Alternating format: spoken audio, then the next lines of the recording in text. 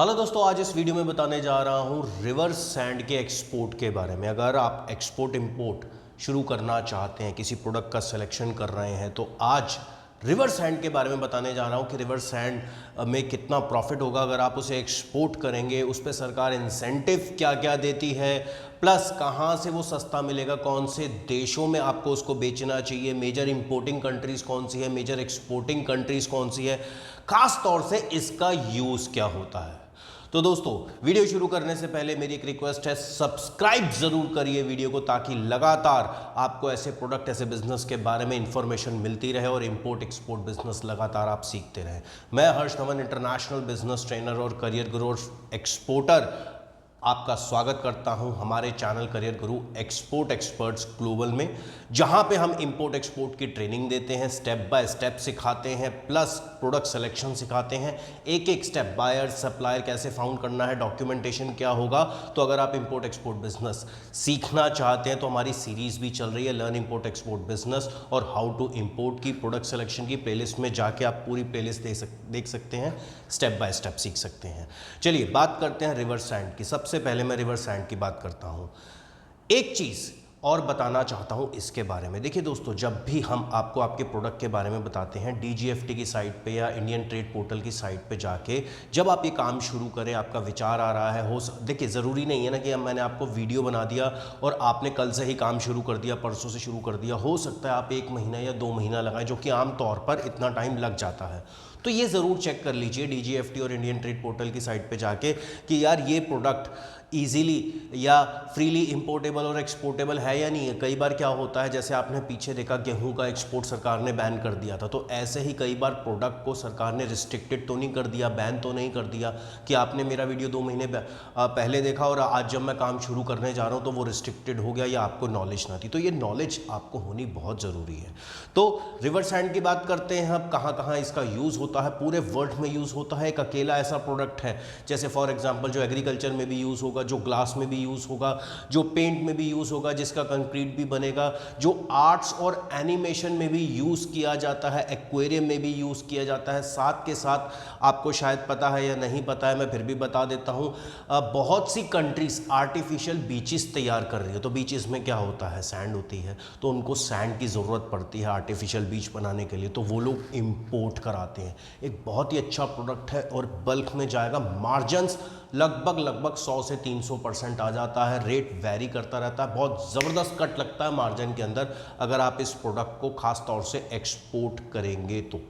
और क्या क्या यूजेस होते हैं इसके, ये आपका सिलिकॉन में यूज़ होता है, मोल्डिंग मेटल कास्टिंग में यूज़ होता है, लैंडस्केपिंग में यूज़ होता है, रोड्स में यूज़ होता है, आपका जो कंप्यूटर, मोबाइल या फिर सेमीकंडक्टर बनते हैं एज अ सिलिकॉन में भी ये यूज़ होता है। तो इन सब चीज़ों में इसका यूज़ किया जाता है। अब अगर इतनी सारी चीज़ें हैं तो वर्ल्ड में हर देश इसका यूज़ कर ही रहा होगा। अब बात करते हैं ये आपको सस्ता कहाँ मिलेगा। देखिए दोस्तों, जब भी हमें एक्सपोर्ट करना है या इंपोर्ट करना है, ये तो पता होना चाहिए कि हमारा कोई प्रोडक्ट सस्ता कहाँ से मिलेगा, तभी हम ज़्यादा मार्जिन ले पाएंगे। सबसे ज़्यादा अगर मैं बात करूं जो हमारे देश की स्टेट्स हैं, वहाँ से कौन सी स्टेट सबसे ज़्यादा एक्सपोर्ट कर रही हैं, तो वो है तमिलनाडु है, आपका राजस्थान है, आपका गुजरात है, आपका उत्तर प्रदेश है, आपका दिल्ली है, आपका पंजाब है, आपका वेस्ट बंगाल है, आपका आसाम है। तो लगभग काफ़ी अच्छे स्टेट्स हैं जहां से आपको इस सस्ते रेट पे मिल जाएगा और आप इसको एक्सपोर्ट कर सकते हैं। अब बात करते हैं, जब मैं ये काम शुरू करने जाऊंगा,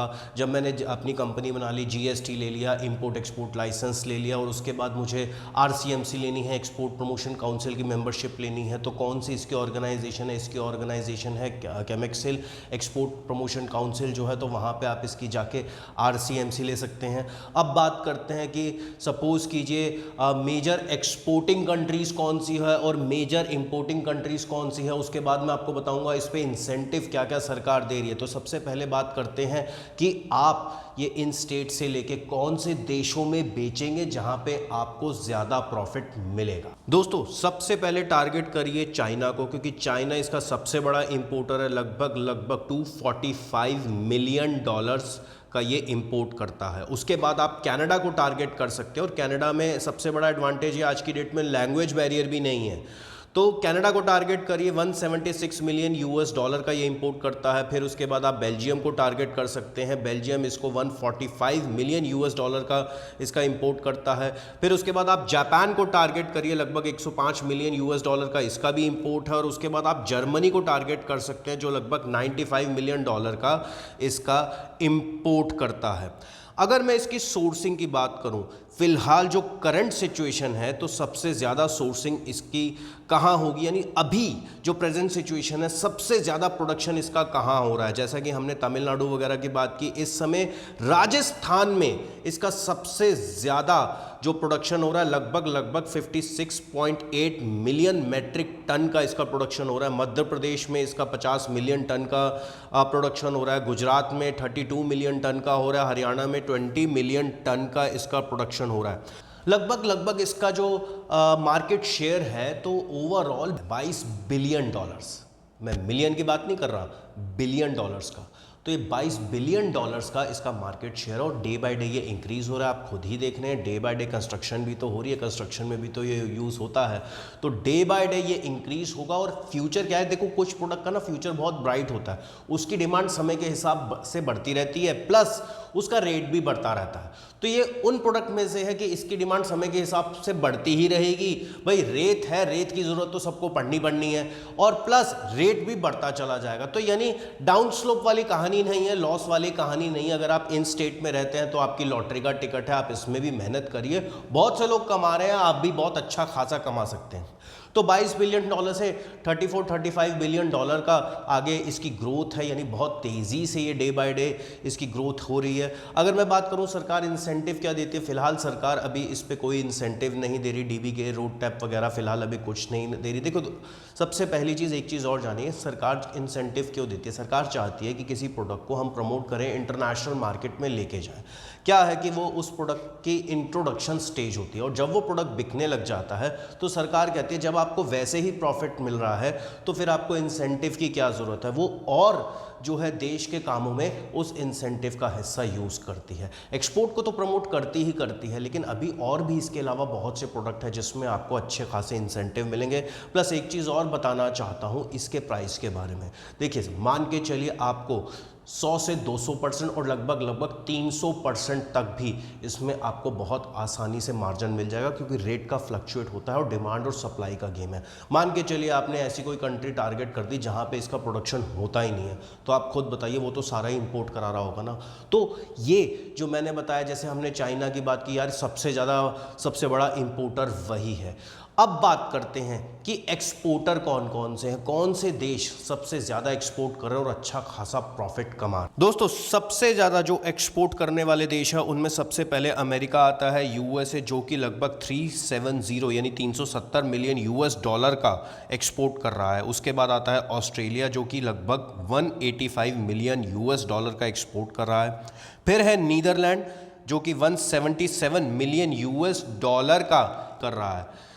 फिर उसके बाद है जर्मनी, जो कि है 158 मिलियन यूएस डॉलर का एक्सपोर्ट कर रहा है। और उसके बाद है बेल्जियम इसको इंपोर्ट भी कराता है, एक्सपोर्ट भी करता है, तो 120 मिलियन यूएस डॉलर का ये एक्सपोर्ट कर रहा है। अगर हम इसके एचएस कोड की बात करें तो एचएस कोड है इसका 25059000।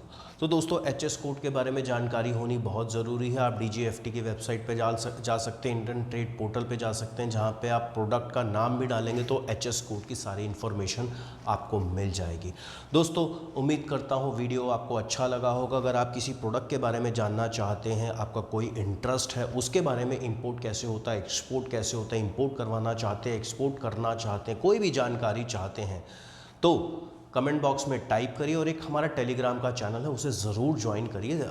डिस्क्रिप्शन बॉक्स में हमने उसका लिंक दिया हुआ है, उसको ज्वाइन करेंगे तो आपका सबसे बड़ा फ़ायदा क्या होगा, आपका एक बिज़नेस ग्रुप बन जाएगा जहाँ पे बहुत से इंडिया के और अब्रॉड कंट्रीज़ के लोगों ने वो ज्वाइन कर रखा है। तो आप आमने सामने बात कर सकते हैं, बायर ढूंढ सकते हैं, वहाँ पर सेलर ढूंढ सकते हैं। हम भी वहाँ एक्टिव रहते हैं, कोई क्वेश्चन पूछेंगे तो लगातार हमारी टीम आपको जवाब देती रहेगी। उम्मीद करता हूँ वीडियो अच्छा लगा होगा। तो दोस्तों सब्सक्राइब करना बिल्कुल ना भूलिए, लाइक ज़रूर करिए और शेयर ज़रूर करते रहिए।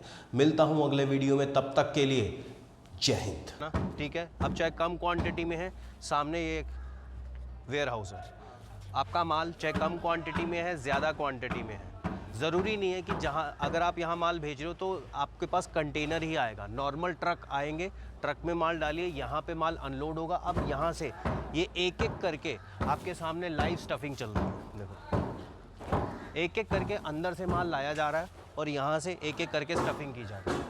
वेजिटेबल्स है या नट बोल्ट्स हैं, वो उसके लिए पैलेट्स बना सकते हैं आप, जैसे यहाँ पे बनाते हैं पैलेट।